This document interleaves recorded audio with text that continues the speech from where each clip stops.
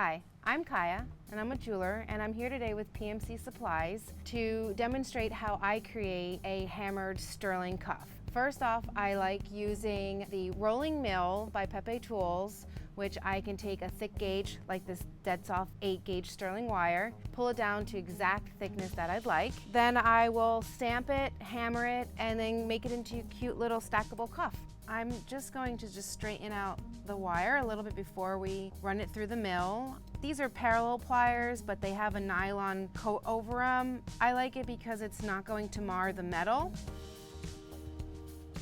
So first, kind of get it ready, lefty, loosey, righty, tighty. So I'm gonna pull it out just so I can kind of see how much I need to draw it through. It has 3 different options. On this side here, you can take a round wire and pull it into a square. You'll see here that there's 4 different options. What I'm using today, I'm going to just flatten out my wire so you can do the center. And then on this side over here, you have 3 half rounds. So the top is flat, the bottom is circular, and that's great for making ring shanks. It's a great tool. So I'm going to start slowly. If you put too much pressure, it's going to be really hard for you to pull the wire through. So now I'm going to start slowly pulling. And if you do it too tight, you'll see that there'll be more resistance. And it does take a little bit of time. Get a little workout in here too. But then already you can see that it's softening, flattening it out. One thing you have to remember is that after you do draw it through, the metal will get hard. I recommend annealing it. Annealing is when you use a torch and it heats it up and it softens the metal. So it creates a better stamp, because what's happening is that the more you work of the metal, the harder it is. Okay, so this is the thickness that I would like. I want to straighten out the wire. I'm able to fix that by hammering it on a flat metal surface to create this straight shape. So that's good for now. And what I do is I run in the nylon tipped pliers along to try to straighten it just out a little bit more. There are many tools, many different ways of creating cuffs, but this is how I've been using these tools and creating my most popular bracelets. First thing what I'm going to do is I'm just going to measure out probably 7.5 inches. You can do whatever wrist size you'd like. Use some cutting shears. You can also use a saw. You just have to be careful because the other piece will fly. For my cuff bracelets, I like doing a rounded edge. So I'll take a file and file it in one direction. You don't want to go back and forth, which you could do with sandpaper, but not with the file. So now you can see how I've already started to arc the one side, and then I flip it to kind of match it. I like rounding the ends of my cuffs just because aesthetically I like that look. But some people like to do it just completely straight across, but this is what I like. And it gives me something more to do for my pieces. But yeah, good. Do the same thing on the other side. And everything that you need to make these cuffs at home you can find at pmcsupplies.com, and they have free shipping too, which is awesome. Okay, so I've got that. Now I have a fine grit sanding paper. You can also use sanding sticks. They come in different grits, and those are also great to use if you wanted to kind of soften up the edges, filing it down around. But because I was running it through the mill, I like to take the whole paper and then just kind of get all of it nice and sand it out, and that makes sure that there aren't little bits of metal that have kind of pulled off and can snag and cut you. Okay. So now I'm just gonna straighten it out a little bit.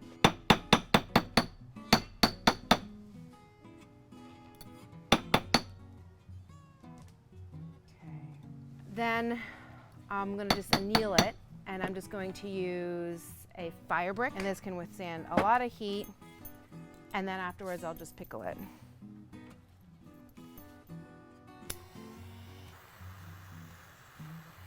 And so now I just kind of go through it all, and then you'll see the metal slightly kind of like do this wave of like a slight color difference.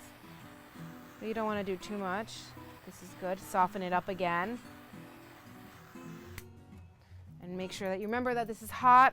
However, I'm just going to leave it on the block for now, and I'm going to get my pickling solution set up. I like using this, the Sparex, and on the back it'll give you the directions of how much you should put in with the lukewarm water. I've already prepped it. Okay. And be mindful that with the pickling solution, only use copper tongs. I'm going to just give it a quick little stir to make sure everything has been dissolved. And in this case, I'm going to actually pick up my piece of metal with it. And this pot is a little bit small for the length, so I'll do one side, leave it in for a little bit, and then I'll flip it over. If it's really hot and you put it in, it'll pick over really fast because you have the added heat, but you can leave a piece in for several minutes. You can already see the difference. It's removed any of that discoloration that has happened. And then afterwards, you want to clean it with just some fresh water, and that removes it all, and it allows you to be safe to pick it up, and you don't have to worry about touching it. I just want to use my polishing cloth just to kind of see what I have going on. Okay, so I have my steel block here, rubber mat on the bottom. I've selected different little stamps. I am going to use this kind of diamond within a diamond and then a little circle. I am choosing to use this ball peen hammer. I like the shape of this particular one, but we have like a lighter weight one if you prefer that, or you can even go with something even bigger. So you can use a measuring tape to measure out the center. I am going a little bit more organic, and I'm gonna eye it. Okay, so I'm going to now line up and try to center out the stamp. I like doing one shot hard because you don't want to bounce and get like a double little stamp that sometimes can happen, or if you try to stamp it again, you're not in the exact same spot. So I'm going to space it out, do the stamp again, and then I'll do the other side, space it out.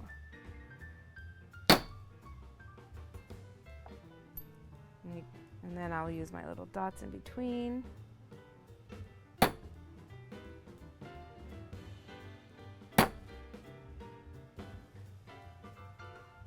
Even the rubber mat on the bottom can affect the stamping too, because you have that give from it. Practice makes perfect, but even professionals still make mistakes because nothing is perfect, but we try to do our best. If I'm doing custom work, I will always take a little scrap piece of metal to practice on it, and I've had to redo bracelets a few times. So you don't want to waste it, especially if you're using something like, gold, but with sterling, at least you know that you can scrap it, I can melt it right down, pull it again. So with the stamping, sometimes you'll see that the metal will pull up, especially since, we've been hammering it, but I need to straighten it out. So I'm going to finish it off with the rawhide hammer and make sure that it's nice and even.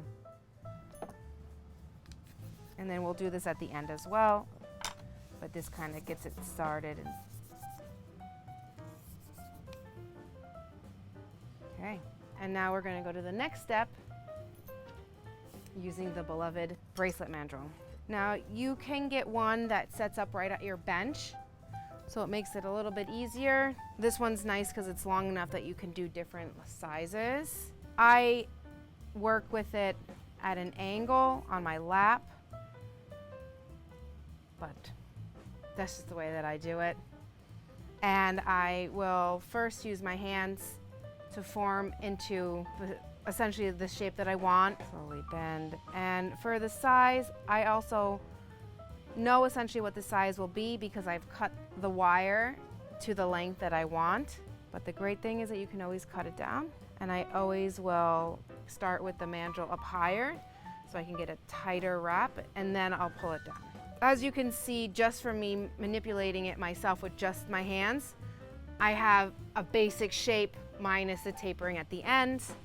And what I do is, again, I will take a plier and then I gently will shape it, and then I'll use the mandrel to continue. Okay, so now I'm gonna put it back on and I'm gonna bend it around, and now I'm gonna use this.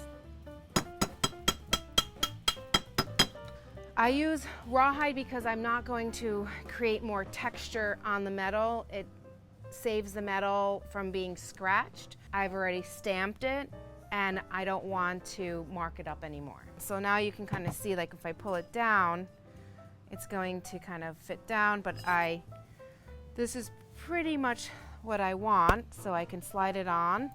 It's a little bit big for me, so I'm gonna work a little bit more in tapering the edges. And it's just a process. You just have to continue going on and working it, but I always pull it up higher than the end size so that I can get a nice shape. Okay. And then I'm gonna just guide the ends a little bit more, taper it in. There you go. Last step is to polish it up. I've been loving these new sanding sticks. So there's different grits, and I just brought 2 of the finer ones over because I don't really want to remove any of the stamps that I did. I just want to kind of polish up any of the fine scratches. And so I'm going to do nice even motions, streaks, and you'll kind of like movement all the way along. So I kind of do the top first, then I'll do the sides, and I will have to use regular sandpaper for the inside because the stick's not going to bend. Okay, so I'm moving. You can already see how it's brightening up and it's not removing any of the stamps that I've created. Okay. So now I'm going to take it and I kind of doing double polish this one. Looks good so far. And then I'll end up with this one. But this is great because if you're on the go or if you have a small little work area and you're just starting out, you can do this. Or say that you're at a show and you've sold out a lot, but you have some of the material, you can create some of your pieces right there for your customers. That's one thing that I love to do. I like making custom pieces right there for people. Okay, so there's still a few little areas that I might want to touch up as well, but that's essentially how you can make a bangle or a cuff. There you go.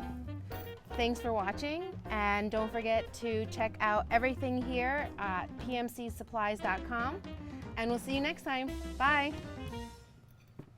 Pretty cool.